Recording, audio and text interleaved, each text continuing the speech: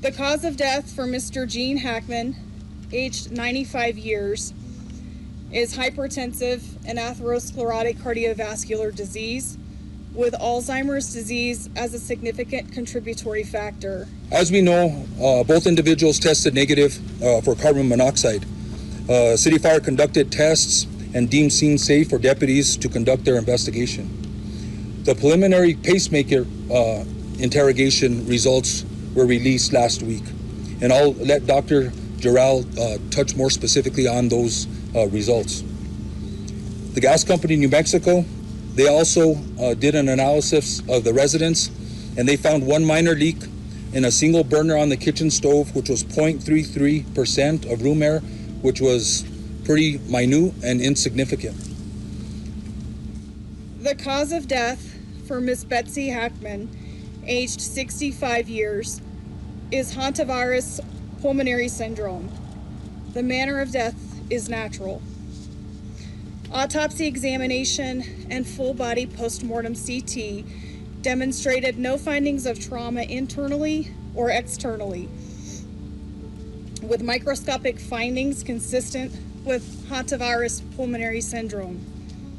Laboratory testing was positive for hantavirus at a clinical lab, with required confirmation testing positive at Scientific Laboratories Division. Pills present on scene were thyroid medication, which were being taken as prescribed and is not currently a concern for a contributory cause of death.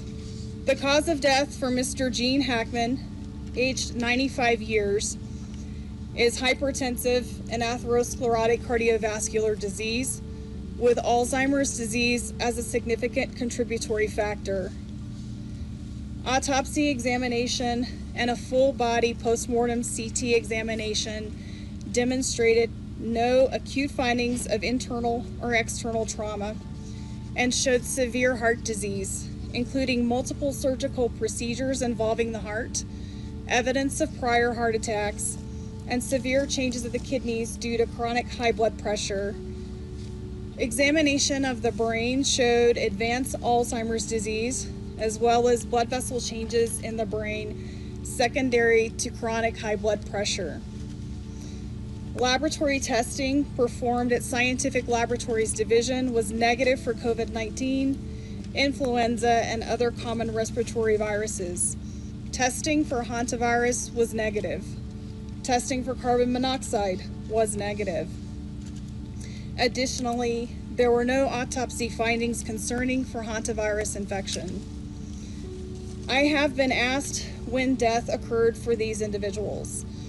There is no reliable scientific method to accurately determine the exact time or date of death.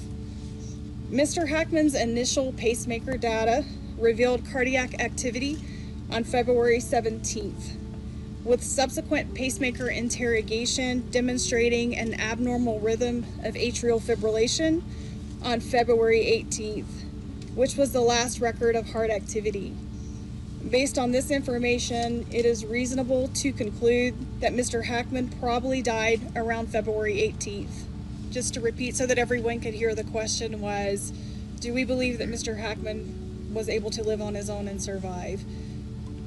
The answer to that question is that Mr. Hackman showed evidence of advanced Alzheimer's disease. I'm not aware of what his normal daily functioning capability was. He was in a very poor state of health.